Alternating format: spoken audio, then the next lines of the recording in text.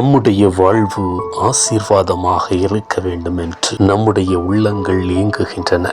நம்முடைய எதிர்பார்ப்புகள் அதிகமாக இருக்கின்றன. ஆனால் நாம் ஆசீர்வாதமாக இருக்கின்றோம் என்ற சிந்தனையே இல்லாமல் வாழ்கின்றோம்.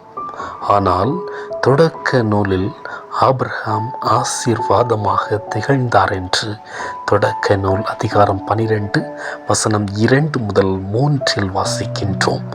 உன்னை நான் பெரிய இனமாக்குவேன், உனக்கு ஆசி வழங்குவேன், உன் பெயரை சிறப்புற செய்வேன், நீயே ஆசியாக விளங்குவாய் என்று வாசிக்கின்றோம். அது மட்டுமல்லாமல் இன்றைய முதல் வாசகத்திலே ஆசீர்வாதத்தை பற்றி தெளிவாக பார்க்கின்றோம். கடவுள் மனிதனை தனது சாயலாக படைத்தது ஒரு ஆசீர்வாதம்.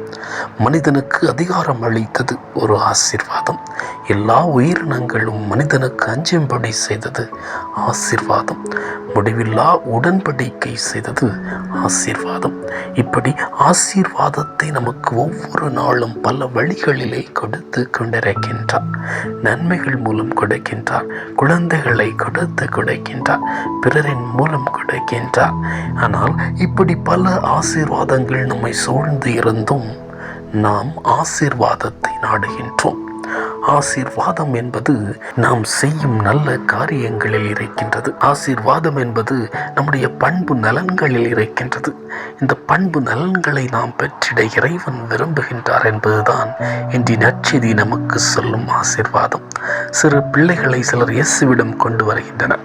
ஆனால் சீடர்கள் அதட்டுவதை நாம் பார்க்கின்றோம். நாம் ஆசீர்வாதத்தோடு வாழ நினைத்தாலும் அதற்கு பல தடைகள் நம் வாழ்வில் வரும், பிரச்சனைகள் வரும். இருந்தாலும் அனைத்தையும் தாண்டி வாழ்வை வெல்வதே சிறந்த ஆசீர்வாதம். இதை பெற பல சிக்கல்களின் மத்தியில் இயேசு சிறு பிள்ளைகளை வரவழைக்கின்றார். அவர்களை தடுக்க வேண்டாம் என்று சொல்கின்றார். ஆக ஆசீர்வாதம் என்பது அனைவருக்கும் உரைத்தானது. அது சில பேருக்கு மட்டும் என்பது இல்லை, மாறாக அனைவருக்கும் உரைத்தானது. இந்த ஆசீர்வாதத்தை அனைவரும் பெற வேண்டும் என்பதற்காக குழந்தைகளை போல் நம்முடைய வாழ்வு இருக்க வேண்டும் என்று விரும்புகின்றார். இறை ஆட்சி என்பது ஆணவத்தாலான ஆட்சி அல்ல, மாறாக அன்பினால் கொண்ட ஆட்சி. இறை ஆட்சி என்பது பொறாமையினால் ஆன ஆட்சி அல்ல, பொறுமையை கொண்ட ஆட்சி. இறை ஆட்சி என்பது தன்னலம் கொண்ட ஆட்சி அல்ல, மாறாக பிறநலம் கொண்ட ஆட்சி. இறை ஆட்சி என்பது அதிகாரம் கொண்ட ஆட்சி அல்ல, மாறாக வாழ்விற்கு அர்த்தத்தை கொடுக்கும் ஆட்சி. இறை ஆட்சி என்பது மணிமுடி அல்ல, முள்முடி. இறை ஆட்சி என்பது சுயநலம் அல்ல, பிறநலம். இறை ஆட்சி என்பது பழிவாங்கும் உணர்வு அல்ல, மாறாக மன்னிக்கும் உணர்வு. இந்த இறையாட்சியை நாம் சிறு பிள்ளைகளிடம் பார்க்கின்றோம். அதனால் தான் இயேசு சிறு பிள்ளைகளுக்கு ஒப்பிடுகின்றார். சிறு பிள்ளைகளின் சிரிப்பு கள்ளம் கபடமற்றது. யாராவது ஒன்று சொன்னால் அப்படியே சொல்லக்கூடியவர்கள். உயர்வு என்பது கிடையாது, தாழ்வு என்பது கிடையாது. அனைவரும் சமம் என்ற மனப்பாங்கை சிறுவர்களிடம் நாம் கற்றுக்கொள்ளலாம். ஆனால் நாம் சிறு பிள்ளைகளின் குணங்களை நாம் பெறாமல் பதவி பட்டம் என்ற எதிர்பார்ப்புடன் நம் வாழ்வை வாழ்கின்றோம். சுயநலத்தோடு வாழ்வதால் நாம் பலவற்றை எதிர்பார்க்கின்றோம். ஆனால் எந்தவித எதிர்பார்ப்பும் இல்லாமல் வாழ நாம் சிறு குழந்தைகளின் பண்புகளை நாம் பெற வேண்டும். அப்படி பெற்றால்தான் சில மறையுண்மைகள் நமக்கு வெளிப்படும்.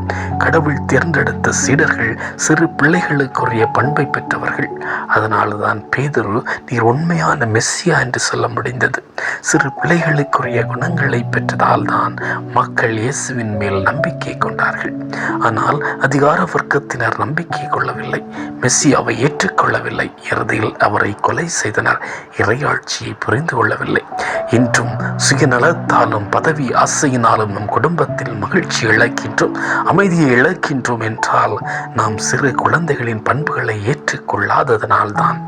அழகான சிரிப்பு, அழகான அன்பு, இவற்றை நம் மனம் ஏற்க மறுக்கின்றது. இதனால் நாம் இறைவனை விட்டு பிறகின்றோம். இறை ஆட்சியில் பங்கு பெற வேண்டுமென்றால், இறைவன் திட்டத்தை அறிய வேண்டுமென்றால், இறைவனோடு கலக்க வேண்டுமென்றால் நாம் பிறரை அன்பு செய்ய வேண்டும், மனித மாண்புடன் நடக்க வேண்டும். இவ்வாறு செய்யும் போது இறை ஆட்சியில் பங்கு பெறுகின்றோம். இயேசு தன் வாழ்வில் கடவுளின் திருவுளத்தை நிறைவேற்றி இறை ஆட்சியில் பங்கு பெற்றார். அது மட்டுமல்லாமல் நம் அனைவரையும் பங்கு பெற சிறு பிள்ளைகளின் பண்புகளின் மூலம் வாழ அழைக்கின்றார். ஆமன் பார்ந்தவர்களே, நம் வாழ்வு திறம்பட வேண்டுமென்றால் அன்பு, மகிழ்ச்சி, பொறுமை ஆகியவற்றை நாம் வாழும் சமுதாயத்திலே கடைபிடிப்போம். சீடர்களைப் போல நிறைய பேர் இன்றைய உலகத்திலே நம்மை அதட்டுவார்கள், பிரச்சனைகளை கொடுப்பார்கள். ஆனால் நம் வாழ்வை நாம் வாழும் போது நாம் கடவுளின் ஆசிரால் நிரப்பப்படுவோம் என்ற சிந்தனையிலே இன்றைய மாதம் முழுவதும் தொடர்ந்து ஆசிரால் நிரம்புவோம். கடவுள் உங்களை நிறைவாக ஆசீர்வதிப்பாராக.